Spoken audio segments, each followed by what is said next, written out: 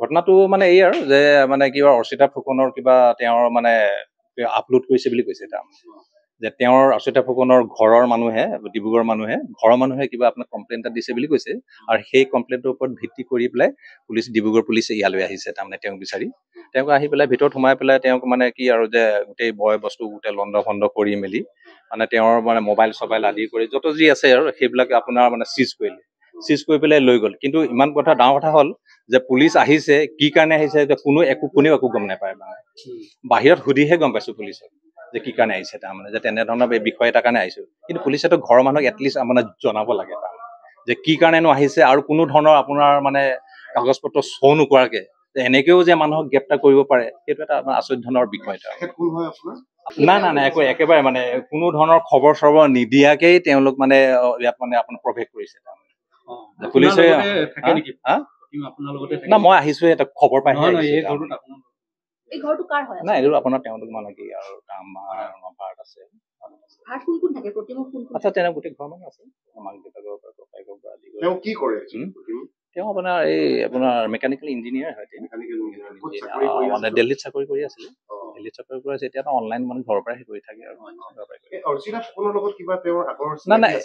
না সেইটো কথা একো আমি মানে উই ন নাথিং এট অল সেইটো বিষয়ে একো নাজানো তাৰমানে। কিন্তু মোৰ বেছি দুখ লাগিছে যে পুলিচো এনেকৈ সোমাব পাৰে এনেকৈ আপোনাৰ মানুহক আপোনাৰ লৈ যাব পাৰে সেইটো আপোনাৰ দুখৰ বিষয় মানে যে সাধাৰণ আমি নাগৰিক মানে এজন নাগৰিকক আপোনাৰ গ্ৰেপ্তাৰ কৰিবলৈ হ'লে বিভিন্ন ধৰণৰ আপোনাৰ নিয়ম নীতি কিছুমান থাকে তাৰমানে সেইবোৰ ফ'ল' নকৰাকে যেতিয়া এইটো কয় এনেধৰণৰ যেতিয়া কাৰবাৰবোৰ হয় তেতিয়া মনত অলপ আঘাত লাগে সেইটোৱে কথা আৰু সেইবোৰতো আপোনাৰ চিজ কৰিছে মই কৈছো এটা পুলিচটো কৰিছে তাৰমানে কিন্তু কোনো ধৰণৰ আপোনাৰ মানে নোকোৱাকৈ মানুহৰ ঘৰত প্ৰৱেশ কৰে পুলিচে সেইটো এটা ডাঙৰ বিষয়। আপোনাৰ ডিব্ৰুগড় সদৰ বুলি ক'লে মই এইমাত্ৰ আহি পেলাই খবৰহে পাই পেলাই আহিছো আৰু হয় সমগ্ৰ অসমতে বৰ্তমান চৰ্চিত হৈ আছে আৰু এই চৰ্চিত হৈ থকা বিষয়টো হৈ গ'ল বৰ্তমান অৰ্চিতা ফুকন আৰু সেই অৰ্চিতা ফুকনক লৈ পেলাই অসমীয়া সমাজত তথা অসমীয়া সমাজ জীৱনৰ বা অসমৰ সমাজ জীৱনলৈ আচলতে যেনেকুৱা ধৰণৰ এটা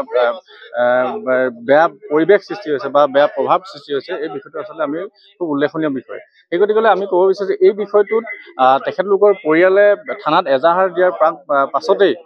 ইয়াৰ পৰা এজন আচলতে ব্যক্তি ইয়াৰ পৰা লৈ যোৱা বুলি ইতিমধ্যে আমি জানিব পাৰিছো আৰু এই ব্যক্তিজনৰ ওপৰত তেখেতলোকে কি তদন্ত কৰিব আৰু কি বিষয়ে ইয়াৰ ওপৰত টানিব সেই বিষয়টো আচলতে প্ৰশাসনৰ দায়িত্ব। আৰু আমি ক'ব বিচাৰিছো আচলতে এআই টেকনলজি কাৰণ এআই টেকনলজি ঠিক আছে আধুনিকতাৰ ধামখুমীয়াত আচলতে এই উঠি অহা যুৱ প্ৰজন্ম অথবা গোটেই সমাজ জীৱনলৈ যি এআই টেকনলজিৰ জৰিয়তে যিসমূহ ব্যৱস্থা কৰিছে এই ব্যৱস্থাসমূহ আচলতে নিষেধাজ্ঞা কিছুমান আৰোপ কৰিব লাগে যিসমূহ নীতি নিয়ম আৰোপ কৰিব লাগে যাৰ জৰিয়তে এই সাধাৰণ মানুহৰ সাধাৰণ শ্ৰেণীৰ যাৰ যিসমূহ ব্যক্তি আছে এই ব্যক্তিসকলৰ যাতে ফটো চেঞ্জ কৰিব পৰা নোৱাৰাৰ বাবে আচলতে এটা নিয়ম প্ৰণালী প্ৰস্তুত কৰিব লাগে। গতিকে এইখিনি ক্ষেত্ৰত ডিব্ৰুগড় প্ৰশাসনে তেখেতক ইয়াৰ পৰা লৈ যোৱা বুলি যিহেতু গম পোৱা গৈছে আৰু এইখিনি ক্ষেত্ৰত এই প্ৰশাসনে উচিত শাস্তি প্ৰদান কৰিব বুলি আশা ৰাখিছোঁ। তেখেতলোকৰ ওপৰত তদন্ত কৰি যি উত্তৰ পাব সেই উত্তৰৰ ওপৰত ভিত্তি কৰি এটা উচিত ন্যায় প্ৰদান কৰিব সেই পৰিয়ালটোক বুলি আমি আশা ৰাখিছোঁ।